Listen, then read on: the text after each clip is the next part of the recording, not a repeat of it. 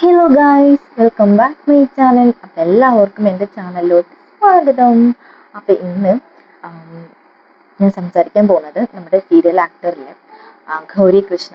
ഗൗരി കൃഷ്ണനെ കുറിച്ചാണ് എനിക്ക് സംസാരിക്കാൻ പോകുന്നത് കേട്ടോ. എനിക്ക് പേഴ്സണലി ഞാൻ പറയുകയാണ്, എനിക്ക് ഒരുപാട് ഇഷ്ടപ്പെട്ട ഒരു ആക്ടേഴ്സാണ്. അതായത് ഒരുപാട് സീരിയലിൽ അഭിനയിച്ച സീരിയലൊക്കെ നല്ല ഫേമസ് ആയിട്ടുള്ള സീരിയലും കാര്യങ്ങളൊക്കെ ആയിരുന്നു. അപ്പോൾ അതായത് എനിക്ക് ഇഷ്ടപ്പെടാൻ കാരണം എന്താണെന്നറിയോ, ഒരു സ്ട്രോങ് ആയിട്ടുള്ള വുമണാണ്. തൻ്റെ എല്ലാ കാര്യങ്ങളും താൻ തന്നെ ചെയ്യണം. അതുപോലെ തന്നെ മറ്റുള്ളവർക്ക് വേണ്ടി സ്വയം തോൽക്കാത്ത ഒരു സ്ട്രോങ് ആയിട്ടുള്ള വുമണാണ്. അപ്പൊ എനിക്ക് ബേസിക്കലി എനിക്ക് ഈ ഒരു ചേച്ചി, ഗൗരി കൃഷ്ണ എന്ന ഈ ഒരു ചേച്ചി എനിക്ക് ഒരുപാട് ഇഷ്ടമാണ് കേട്ടോ. അപ്പൊ എനിക്ക് കുറച്ച് കാര്യങ്ങൾ ഇപ്പോ വിവാഹം ഡിവോഴ്സ് ചെയ്തിട്ടുണ്ട്. അപ്പൊ അതിനെ കുറിച്ച് കുറച്ച് കാര്യങ്ങൾ സമൂഹ മാധ്യമങ്ങളിലാകെ ചർച്ച ചെയ്തുകൊണ്ടിരിക്കുന്നുണ്ട്.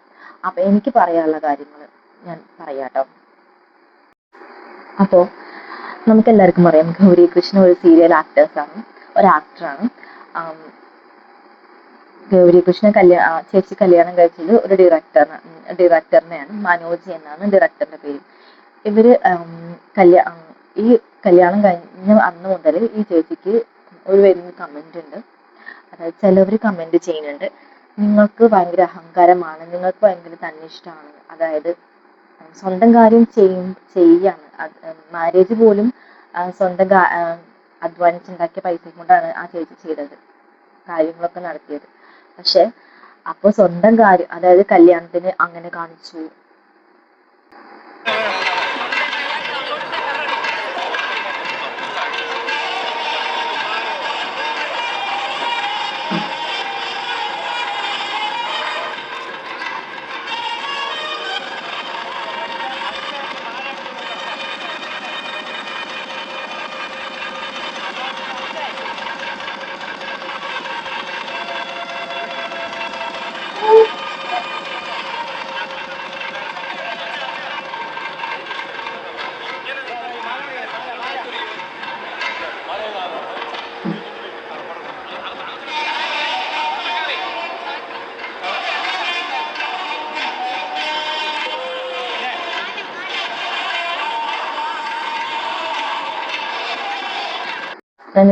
എന്നുള്ളതാണ് ഇപ്പൊ ഒരു പ്രശ്നം.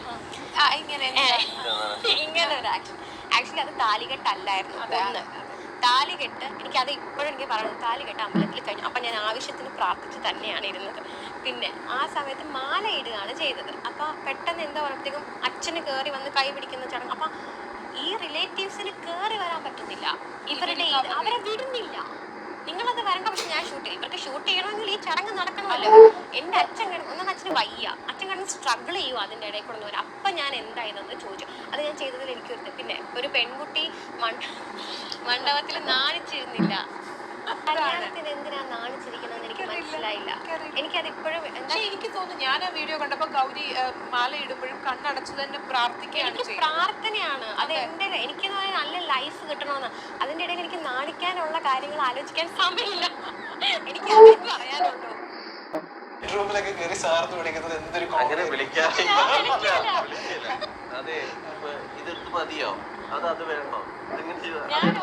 അങ്ങനെ അഡ്രസ് ചെയ്ത് വിളിക്കാറില്ല. ഇന്നലെ ആണെങ്കിൽ എനിക്ക് ചൂടുവെള്ളം വേണോ എന്ന് ചോദിക്കണം. അപ്പൊ ഞാൻ അതെ ചൂടുവെള്ളം വേണം. ചിത്രം സിനിമയില് എടുത്തു വെച്ചിട്ടുണ്ട്. അതെ, ഇനി വേറെ എന്തെങ്കിലും വേണോ? ഓക്കെ, അപ്പൊ ഈ ഒരു വീഡിയോയില് ഒരുപാട് കമന്റ്സ് വന്നിട്ടുണ്ട് കേട്ടോ. ഇങ്ങനെ കൈകൊണ്ട് ഇങ്ങനെ ഒരു ആക്ഷൻ കാണിച്ചു, അതുപോലെ തന്നെ താലി കെട്ടുന്ന സമയത്ത് കൈകുപ്പി പ്രാർത്ഥിച്ചില്ല, അങ്ങനെയാണ് ഇങ്ങനെയാണ്, അഹങ്കാരമാണ്, തന്നിഷ്ടം കാട്ടാണ്. ഞാനൊരു കാര്യം ചോദിച്ചോട്ടെ, ഒരു പെണ്ണ് ഏത് നേരം വിഷമിച്ചിരിക്കണം? അതായത് മറ്റുള്ള എന്തെങ്കിലുമൊക്കെ സ്വപ്നം കണ്ട് ഇങ്ങനെ നാണം കുടുങ്ങിയാളെ പോലെ നിൽക്കണം? എല്ലാവരും അങ്ങനെ ആവില്ല. അവരവർക്ക് അവരുടേതായിട്ടുള്ള ക്യാരക്ടേഴ്സ് ഉണ്ട്. ഒരു വ്യക്തിക്കുള്ള സ്വഭാവമായിട്ടില്ല മറ്റുള്ള വ്യക്തിക്ക്.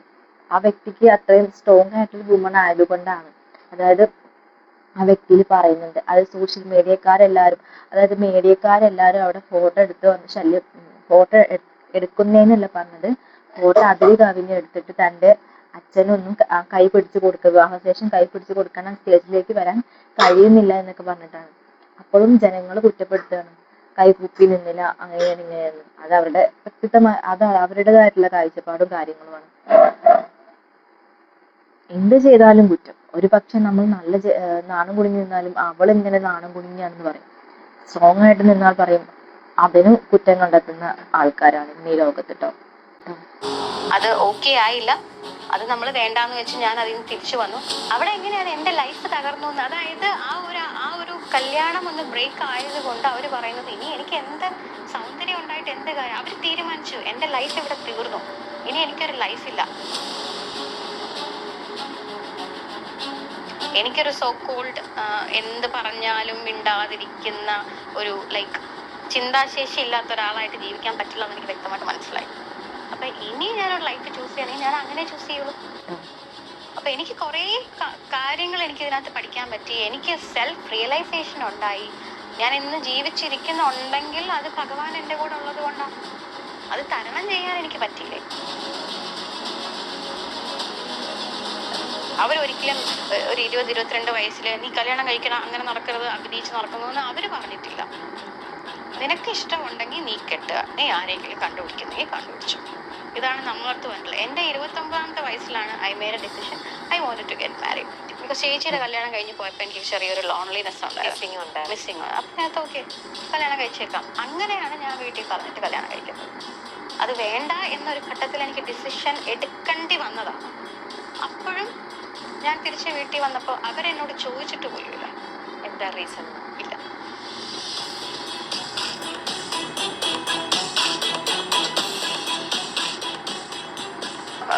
അതായത് വീടിന്റെ പുറത്തിറങ്ങത്തില്ല, അങ്ങനത്തെ ഒരു അവസ്ഥയാണ്. ഒന്നുമില്ല, യൂട്യൂബില്ല, ആക്ടിങ് ഇല്ല, ഒന്നുമില്ല. ലിറ്ററലി രാവിലെ എണീക്കുക, പല്ല് തേക്കുക, റൂമിനകത്തിരിക്കുക, രാത്രി കിടന്നുറങ്ങുക. ഡിസ്ട്രാക്ഷൻസോ ഡൈവേർഷൻസോ ഒന്നുമില്ല ലൈഫിൽ, ഒന്നുമില്ല. ഫുള്ളൊരു സ്റ്റില്ലായ ഒരു അവസ്ഥ ഉണ്ടായിരുന്നു. ഒന്നുമില്ല ലൈഫിൽ. നമ്മളെല്ലാത്തിനും ലൈക്ക് എല്ലാം നമ്മൾ ചോദിച്ചു വാങ്ങിക്കാം. പക്ഷെ ഈ സ്നേഹത്തിന് ബെഗ് ചെയ്യേണ്ട ഒരു അവസ്ഥ എന്ന് പറഞ്ഞാൽ അത് ഏറ്റവും മോശമാണ്. ലവിന് ബെഗ് ചെയ്യേണ്ട ഒരു അവസ്ഥ വന്നാൽ ഓക്കെ. അപ്പൊ ഇവിടെ നമുക്ക് എല്ലാവർക്കും മനസ്സിലായിട്ടുണ്ടാവും, അതായത് ഗൗരി കൃഷ്ണൻ, മനോജ് എന്ന ഡയറക്ടർ, ഇവർ രണ്ടുപേരും ഡിവോഴ്സ്ഡ് ആയിട്ടുണ്ട്. ഡിവോഴ്സ് ആയിട്ട് ഒരുപാട് പേര് പോസിറ്റീവ് ആയിട്ടുള്ള കമന്റ്സും ഇട്ടിട്ടുണ്ട്, ഒരുപാട് പേര് നെഗറ്റീവ് ആയിട്ടുള്ള കമന്റ്സും ഉണ്ട്. ഈ പോസിറ്റീവ് ആയിട്ടുള്ള കമന്റ്സ് നമുക്ക് ഓക്കെ, പക്ഷേ ഈ നെഗറ്റീവ് ആയിട്ടുള്ള കമന്റ്സ് നമുക്ക് സഹിക്കാൻ പറ്റില്ല കേട്ടോ. നമുക്ക് ഒരു അതായത് ആ ചേച്ചിയുടെ വിവാഹം കണ്ടു കഴിഞ്ഞാൽ ഒരു സ്ട്രോങ് ആയിട്ടുള്ള വുമനാണ് ഞാൻ പറഞ്ഞല്ലോ. ആ ചേച്ചിയെ കണ്ടാൽ തന്നെ അറിയാം ആ ചേച്ചി നല്ല ഒരുപാട് ഭക്തിയുള്ള കൂട്ടത്തിലാണ്. അപ്പൊ താലി കെട്ടുന്ന സമയത്തൊക്കെ പ്രാർത്ഥിച്ചിട്ടുണ്ട്. അപ്പോൾ അന്ന് പറയുന്നുണ്ട് ആ താലി കെട്ടുന്ന സമയത്തൊക്കെ പ്രാർത്ഥിക്കുകയായിരുന്നു, അതായത് നല്ലൊരു ജീവിതം കിട്ടണേ എന്നൊക്കെ പറഞ്ഞിട്ട്. ഗൈസ്, അറിഞ്ഞുകൊണ്ട് ആരും ഡിവോഴ്സും കാര്യങ്ങളും ചെയ്യില്ല. ഒരു വ്യക്തി ഒരാണും പെണ്ണും കല്യാണം കഴിഞ്ഞ് എല്ലാവരും ചിലപ്പോൾ സന്തോഷത്തോടെ ജീവിക്കണമെന്നില്ല. അവർക്ക് പലതായിട്ടുള്ള ആഗ്രഹങ്ങളുണ്ട്. അതായത് ഇപ്പൊ ഇതിൽ പറയുന്നുണ്ട് ആ ചേച്ചിക്ക് ആ ഏട്ടന്റെ ആഗ്രഹങ്ങൾ വേറെയാണ്, ഈ ചേച്ചിയുടെ ആഗ്രഹം ചിലപ്പോൾ വേറെ ആയിരിക്കും. നമ്മൾ അവളുടെ ജീവിതത്തിൽ പേഴ്സണലായിട്ട് ഒഴിഞ്ഞു കയറേണ്ട ആവശ്യമില്ല. പക്ഷെ ഒരു ഒരു ഒരു പെണ്ണ് തന്റെ കല്യാണം കഴിഞ്ഞതിന് ശേഷം അവളുടെ ആ ഒരു കുടുംബത്തിന് വേണ്ടി മാറുകയല്ല, എല്ലാ ഇതുവരും മാറുകയാണ്. പക്ഷെ അവിടെ ആ പെണ്ണിന് നിൽക്കാൻ കഴിയുന്നില്ല എന്നുണ്ടെങ്കിൽ, തന്റെ കുടുംബജീവിതം മുന്നോട്ട് കൊണ്ടുപോകാൻ കഴിയില്ല എന്നുണ്ടെങ്കിൽ അഫ്കോഴ്സ് അപ്പൊ തീരുമാനം എടുക്കേണ്ടതാണ്. എന്തായാലും ഡിവോഴ്സ് നല്ല ഇതാണെന്നാണ് ഞാൻ പറയുള്ളൂ. അല്ലാതെ നമ്മൾ സഹിച്ച് നമ്മുടെ ജീവിതകാലം മുഴുവൻ ഇങ്ങനെ നിൽക്കേണ്ട ആവശ്യം ഒരിക്കലും. നമുക്ക് മനസ്സിലാക്കാം ആ ചേച്ചി ഒരു സീരിയലൊക്കെ അഭിനയിച്ച നല്ല അത്യാവശ്യം ഫേമസ് ഉള്ള ആക്ടറാണ്. ആക്ടറിന് പുറമെ അതൊരു സ്ത്രീയാണ്, അതൊരു സാധാരണ ഒരു സ്ത്രീയാണ്. ആ സ്ത്രീ എന്ന വ്യക്തിയെ കുറിച്ചാണ് ഞാൻ പറയുന്നത്. ഒരുപാട് ഡിപ്രഷനിലും കാര്യങ്ങളിലൂടെ കടന്നു പോയിട്ടുണ്ടെന്ന് പറയുന്നുണ്ട്. മറ്റുള്ളവർക്ക് ഇത് എപ്പോഴും പുച്ഛം ഇതും ആയിരിക്കും. അതായത് നിനക്ക് അഹങ്കാരം കൊണ്ട് കിട്ടിയതാണ്, നിനക്ക് അങ്ങനെ കിട്ടിയതാണ്, നിനക്ക് ഇങ്ങനെ കിട്ടിയതാന്നൊക്കെ പറഞ്ഞ് നിന്റെ അഹങ്കാരം കൊണ്ട് കിട്ടിയതെന്നൊക്കെ പറഞ്ഞ് കുറ്റപ്പെടുത്തും. ഈ കുറ്റപ്പെടുത്തുന്നവരെ നമ്മൾ മോശം സമയമാകുമ്പോൾ നമ്മൾ ഒരിക്കലും ഉണ്ടാവത്തില്ല, ഒരിക്കലും വരൂല. നമ്മളെ കാര്യങ്ങളും കുത്തിപ്പൊക്കാനല്ലാതെ നമ്മുടെ കാര്യം എന്താന്ന് മനസ്സിലാക്കി പറയാൻ ഒരു മനുഷ്യന്മാർ വരില്ല കേട്ടോ. അപ്പൊ ഞാൻ പറയുന്നത് അവർക്ക് ഇനി മുന്നോട്ട് പോവാൻ പറ്റിയിട്ടില്ല എന്നുള്ള സാഹചര്യം വന്നപ്പോൾ അവർ പാതി വഴി ഉപേക്ഷിച്ചു, അതായത് ഡിവോഴ്സായി. അത് അവരുടെ ശരി. ഇതിനെക്കുറിച്ച് പിന്നെ നെഗറ്റീവായിട്ട് കമന്റ് അടിച്ച് നിൽക്കുന്ന ആൾക്കാരെ നിങ്ങളോട് എനിക്കിത് പുച്ഛം തോന്നും കേട്ടോ, വളരെ കഷ്ടം തോന്നും. കാരണം ആ ചേച്ചിക്ക് ജീവിക്കാൻ മുന്നോട്ട് പോകാൻ കഴിയാത്തത് കൊണ്ടാണ് ഡിവോഴ്സ് ചെയ്തത്. അത് നല്ല കാര്യം തന്നെയാണ് എൻ്റെ അഭിപ്രായം കേട്ടോ. അങ്ങനെ സഹിച്ച് പിടിച്ച് നിൽക്കേണ്ട ആവശ്യം ഒരു സ്ത്രീക്കുമില്ല. ഉണ്ട്, അങ്ങനെ നിൽക്കുന്ന സ്ത്രീകളാണ് ഇന്ന് ഭൂരിഭാഗം മരണപ്പെട്ടു പോകുന്ന സ്ത്രീകൾ കേട്ടോ. ഭർത്താവിന്റെ കീഴിൽ ഒതുങ്ങി, അതായത് സഹിച്ച് പിടിച്ച് നിൽക്കണം എന്ന് ഒരിക്കലും പറയാൻ പാടില്ല. സഹിച്ച് പിടിച്ച് നിൽക്കുന്ന സ്ത്രീകളാണ് ഇന്ന് ഭൂരിഭാഗം സ്ത്രീകളും മരണത്തിന് കീഴടങ്ങിയത്. അതായത് ആത്മഹത്യയും കൊലപാതകവും കാര്യങ്ങളിലൊക്കെ നടന്നു പോയത്. അപ്പോ എല്ലാവരും അങ്ങനെയൊന്നും പറയുന്നില്ല കേട്ടോ. ഭൂരിഭാഗം കേസുകളും അങ്ങനെയാണ്. ഒരു സ്ത്രീ തന്റെ സംഭവങ്ങളും തന്റെ ദുഃഖങ്ങളും തന്റെ വിഷമങ്ങളും ആരും കേൾക്കാൻ ഉണ്ടാവില്ല. പക്ഷെ മരണശേഷമായിരിക്കും അയ്യോ ആ സ്ത്രീ പാവാണ്, ഈ സ്ത്രീ പാവാണ്, ഇങ്ങനെയൊക്കെ പറഞ്ഞ് പിന്നെ അവളെ കൂട്ടുപിടിക്കും. അതുവരെ ആ സ്ത്രീയെ കുറിച്ച് ആരും കേൾക്കാണ്ടാവില്ല. അപ്പൊ വിവാഹ ജീവിതം എല്ലാവർക്കും ഒരേപോലെ ഡിസിഷൻ എടുക്കാൻ കഴിഞ്ഞു എന്ന് വരും. അപ്പൊ ഞാൻ ഈ ഒരു ചേച്ചിയുടെ കൂടെ ഞാൻ 100% ഞാൻ യോജിക്കുന്നു കേട്ടോ. അതായത് ഈ ഒരു ചേച്ചി സ്ട്രോങ് ആയതുകൊണ്ട് തന്നെയാണ്, ഈ ചേച്ചി നല്ലൊരു വ്യക്തി ആയതുകൊണ്ടാണ് ആ ഡിവോഴ്സ് എന്നൊരു ഇത് ചെയ്തത്. എന്താ കാരണം എന്ന് നമുക്കറിയില്ല, പക്ഷെ അതൊക്കെ പേഴ്സണൽ ലൈഫാണ്. ആ ചേച്ചിക്ക് മുന്നോട്ട് പോകാൻ കഴിയില്ല എന്നുള്ള ഇതായപ്പോ ഒഴിവാക്കി. അത് നല്ലൊരു തീരുമാനമാണ് എൻ്റെ അഭിപ്രായം കേട്ടോ. ഇത്രയും കഷ്ടപ്പെട്ട് നമ്മളൊരു ജീവിതം കഷ്ടപ്പെട്ട് ജീവിക്കേണ്ട ആവശ്യമില്ല. അപ്പൊ ഇതാണ് ഞാൻ പറഞ്ഞു വന്നത് കേട്ടോ. പിന്നെ എനിക്ക് ഒരു കാര്യം പറയാന്, മറ്റുള്ളവരുടെ ജീവിതത്തിനെ ആശ്രയിച്ചിട്ടല്ലല്ലോ ജീവിക്കുന്നത്. നമുക്ക് ഇപ്പൊ ഈ ചേച്ചി പറയുന്നത് ഈ ചേച്ചിക്ക് ഒരു ഡിപ്രഷൻ സ്റ്റേജ് കടന്നു പോയിട്ടുണ്ട്. ഈ ഡിപ്രഷൻ എന്ന് പറഞ്ഞാൽ ചില്ലറ കാര്യമൊന്നുമല്ല കേട്ടോ. ഈ ഡിപ്രഷന്റെ അതേപോലെ തന്നെ ഞാനും അനുഭവിച്ചിട്ടുണ്ട്. എന്താണ് ഡിപ്രഷൻ?